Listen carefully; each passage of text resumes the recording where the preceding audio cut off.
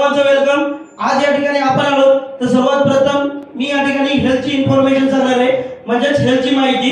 आज जर बघायला गेलो आपलं आयुष्यमान पूर्वीचे व्यक्ती आपले आजोबा वडील पंजोबा किती वर्ष जगायचो?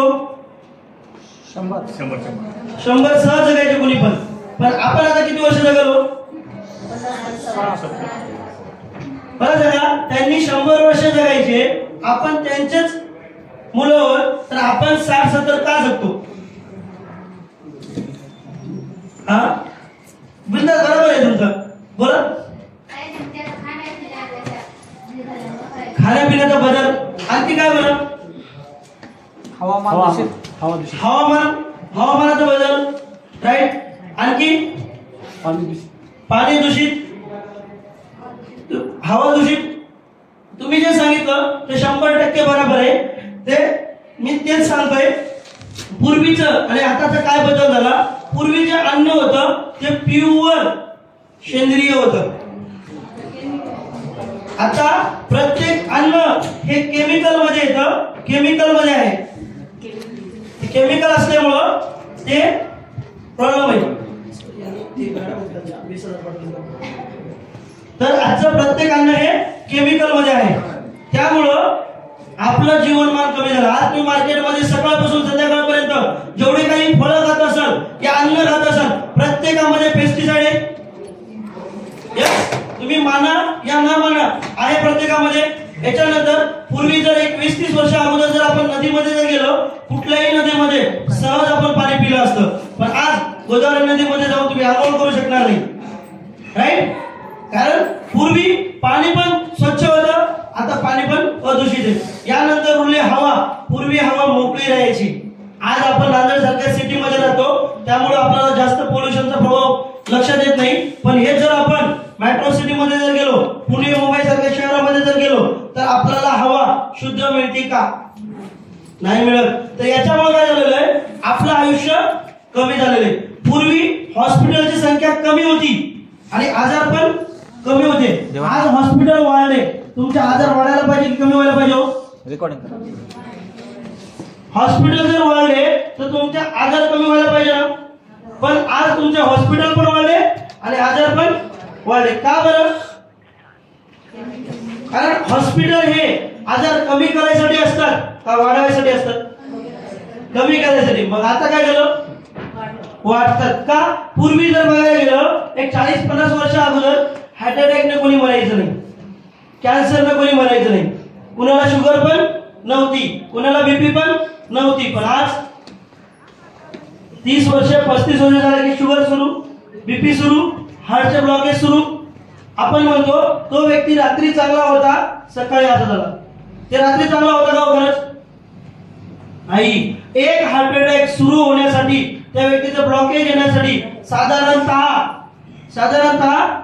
5 ते 7 वर्ष लागतात तुमची नस बंद व्हायला, सुरुवात व्हायला। आणि आपलं शरीर एवढं भारी बनलेलं आहे की आपल्याला ब्लॉकेज हे 5%, 10%, 50%, 60%, 70%, 80% ब्लॉकेज झाल्यानंतर कळत नाहीये। जेव्हा 85-90% झालं ना तेव्हा आपल्याला कळतं आपला हार्ट ब्लॉक व्हायला। म्हणजे याच्यामुळे काय होतं, आपल्या शरीरामध्ये रक्त पुरवठा होईना चालला की आपल्याला ब्लॉकेज येते। बरं, हार्टचे प्रॉब्लेम होतात का? तुम्हाला सांगतो, आज जे आपण जेवण करतोय जेवणामध्ये एक ओमेगा 3 नावाचा घटक आहे, ओमेगा 3 नावाचा घटक आहे। आणि ओमेगा 3 हे जे घटक आहे तुमच्या बॉडीमध्ये 70% महत्वाचा आहे। 70% का महत्वाचं आहे? कारण बॉडीमध्ये चिकनाईटपणा ठेवण्याचं काम ओमेगा 3 करतो। चिकनाईट म्हणजे काय? तुमच्या नसामध्ये चिकनाईटपणा असतं, कारण ब्लड तुमचं व्यवस्थित फ्लोनी जोरात व्हायला पाहिजे। यानंतर डोळ्यामध्ये चिकनाईटपणा आहे, केसामध्ये चिकनाईटपणा आहे, जॉइंट मध्ये गुडघ्यामध्ये चिकनाईटपणा आहे, म्हणजे प्रत्येक ठिकाणी चिकनाईटपणा ठेवण्याचं काम ओमेगा 3 करते। यस महाराज? तर ओमेगा 3 आपलं चिकनाईटपणा ठेवण्याचं काम ओमेगा 3 करते। तर आपण योगावर एवढे नक्की आहोत की आपण जेवढे काही अन्न खातोय सकाळपासून संध्याकाळपर्यंत त्या प्रत्येक अन्नामध्ये या कुठल्याच अन्नामध्ये ते ओमेगा 3 भेटत नाही। विचार करा, तुम्ही जेवढे काही घटक खाता सकाळपासून संध्याकाळपर्यंत जेवढे काही अन्न खाता त्या अन्नामध्ये ओमेगा 3 भेटत नाही. आणि ओमेगा 3 तुमच्या बॉडीला 70% महत्वाचं आहे. तर ते भेटतं कुठं? ते भेटतं जवसाच्या चटणीमध्ये. जवसा चटणी कोण खातो आता? रोज खाते का? नाही. माझ्या मते ना इथं सर जर खायला सुरुवात केली असेल तर मीटिंग मध्ये ऐकल्यावर सुरू केलं असेल. बरोबर आहे. त्याच्या अगोदर कोणी सुरू करत नाही. आणि जवसाची चटणी तुम्ही महिन्यातून एकदा दोनदा खाल्यावर जमत नाही, रोज खाली पाहिजे. सकाळ संध्याकाळच्या जेवणामध्ये 1 चमचा का असेना तुमच्या शरीरामध्ये जवसा चटणी गेली पाहिजे. जर तुम्ही रोज जवसा चटणी खाऊ लागले, तुमच्या घरामध्ये हार्टचा प्रॉब्लेम येणार नाही, डोळ्याचा प्रॉब्लेम येणार नाही, केस गळतीचा प्रॉब्लेम येणार नाही, जॉईंटचा प्रॉब्लेम येणार नाही, याच्यासारखे असंख्य प्रॉब्लेम तुमचे दूर होतील. पण आजकाल ते महत्व ते माहिती नसल्यामुळं आपण ते खातोय. तर हे झालं ओमेगा 3. आज आपण जे आज आजार बघतो, आज प्रत्येक घरामध्ये असं घर नाही ज्या घरामध्ये आजार नाही. प्रत्येक घरामध्ये चाहे छोटे असेल चाहे मोठे असेल आजार आहेत. राईट. कोणाच्या घरामध्ये शुगर असेल, बीपी असेल, मग मुतखडा असेल, मुळव्याध असेल, high BP, low BP, cancer, psoriasis, acidity, स्किनचे प्रॉब्लेम प्रत्येकाच्या घरामध्ये. यस. तर याला आज मार्केटमध्ये आपण हजारो रुपये घालतो. ॲलोपॅथिक हा पर्याय नाहीये. कारण ॲलोपॅथिक मध्ये कुठलाही आजार बुडासोबत नष्ट होत नाही. काही वेळापुरता, काही तासापुरता, काही दिवसापुरता तो आजार थांबेल, पूर्ण नष्ट होतं का? नाही. आणि ॲलोपॅथिक मध्ये असं म्हटलेलं आहे, ज्या गोळीपासून तुमच्या बॉडीला इफेक्ट होत नाही, म्हणजे ज्या गोळीपासून तुमच्या बॉडीला फायदा होणार नाही, त्या गोळीपासून तुमच्या बॉडीला नुकसानी होणार नाही. आणि आपण प्रत्येक गोळी खातो त्या बॉडीला फायदा होण्यासाठी खातो. म्हणजे डोकं दुखत असं तर डोक्याची गोळी खातो. तर याच्यापासून ॲलोपॅथिकची जेवढी काही गोळ्या खातो त्या गोळ्यामधून आपल्या बॉडीला साईड इफेक्ट होतो.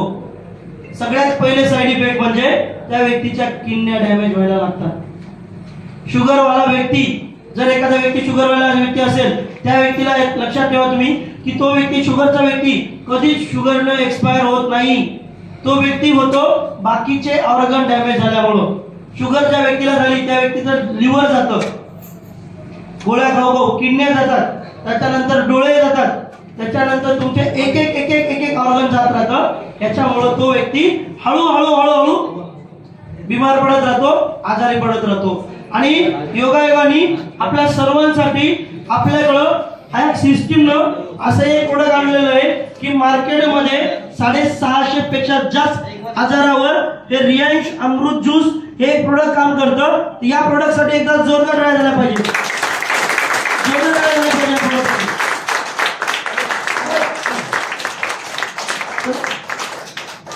सर्वात प्रथम जर बघायला गेलं तर हे जे प्रोडक्ट आहे, या प्रोडक्टचं नाव आहे रियांश अमृत ज्यूस. हे जे प्रोडक्ट जर बघायला गेलं, एकूण 42 फळांपासून बनलेलं प्रोडक्ट आहे. 42 फळांपासून कोणत्या? या प्रोडक्ट मध्ये जर बघायला गेलं, ब्लूबेरी, क्रेनबेरी, गोजाईबेरी, सीबक्त्र, मोरिंगा, जिनसिंग, शतावरी, अश्वगंधा, शिलाजीत यासारखे याच्यापेक्षा आणखी घटक आहेत. ते घटक काम काय करतात? याच्यामधले आपल्या डोळ्यासमोरून जाणारे म्हणजे रोजच्या जीवनामध्ये आपल्याला असणारे माहीत असणारे काही घटक आहेत, ते घटक सांगतोय. याच्यामध्ये ते म्हणजे ॲलोवेरा. ॲलोवेराला आपण मराठीमध्ये म्हणतो कोरफड. कोरफडचं काय काम हो? कोरफड का खातो? बॉडीला थंड असते. कोरफड जर खालात तुम्ही तर तुमच्या बॉडीमध्ये जे उष्णता असते ते उष्णता कमी होते, तुमची बॉडी थंड होते. तर याच्यामध्ये कोरफड आहे. याच्यानंतर कुरकुमीन. कुरकुमीन म्हणजे काय? हळद का खातो बरं आपण? जर एखाद्या अँटीबॅक्टेरियल बरोबर, तर एखाद्या प्राण्याला किंवा आपल्याला जर जखम झाली, सगळ्यात पहिले आपण काय करतो? हळद लावतो. का लावतो? कारण की जखम लवकर क्युअर झाली पाहिजे आणि ब्लडिंग झाली नाही पाहिजे. म्हणजे जखम ही तुमच्या बॉडीमध्ये, म्हणजे हळद ही तुमच्या बॉडीमध्ये जखम क्युअर करायचं काम करते. याच्या सोबत तुमच्या बॉडीमध्ये कॅन्सरच्या जर सेल वाढत असतील तर त्याला हळदच नष्ट करते. याच्यानंतर शेवग्याच्या शेंगा. शेवग्याच्या शेंगा एक अशी गोष्ट आहे की दुधापेक्षा 15 पट जास्त विटॅमिन सी म्हणजे कॅल्शियम असतं. दुधापेक्षा 15 पट शेवग्याच्या शेंगामध्ये. तर याच्यामध्ये ते पण आहे. याच्यामध्ये जर बघायला गेलं गिलोय. गिलोयला आपण मराठीमध्ये म्हणतोय गुळवेळ. गुळवेळ का पिता तो? ताप राहते, थंड असते. यस, तर याच्यामध्ये गिलोय बी टाकलेली आहे, कारण तुमच्या शरीरामध्ये ताप आली, खडी ताप आली, कुठल्याही प्रकारचा ताप असेल तो नष्ट करण्याचं काम गिलोयचं आहे. यानंतर जर बघायला गेलं, बीट का खातो आपण? रक्त वाढवण्यासाठी, प्लेटलेट वाढवण्यासाठी. तर याच्यामध्ये बीट पण आहे. बीटचं काम रक्त वाढवणे, प्लेटलेट वाढवणं. त्यानंतर डाळिंब जर बघायला गेलं, डाळिंबाचं काम तेच, रक्त वाढवणं, रक्त फिल्टर करणं, प्लेटलेट वाढवणं. यानंतर जर बघायला गेलं, ब्रह्मशंखपुष्पी हे एक असा घटक आहे ज्यांना ब्रेनचे म्हणजे माइंडचे जे काही प्रॉब्लेम असतील, ज्यांना अशक्तपणा म्हणजे ज्यांना स्मरणशक्ती कमी आहे किंवा माइंडचे प्रॉब्लेम आहेत, जे काय आठवत नसेल किंवा डोक्याच्या रिलेटेड, ब्रेनच्या रिलेटेड जेवढे काही प्रॉब्लेम असतील ते ब्रह्मशंखपुष्पी काम करतं. तर याच्यामध्ये असे एकूण 42 फळांचा अर्क आहे. तर हे प्रोडक्ट एकच असं प्रोडक्ट आहे की या प्रोडक्ट मध्ये केसापासून ते पायाच्या नखापर्यंत तुमच्या शरीरामध्ये कुठलाही आजार असेल, तुम्हाला माहिती असलेला आजार तसेच तुम्हाला माहिती नसलेला आजार, एकच प्रोडक्ट 650 हजारावर काम करतं.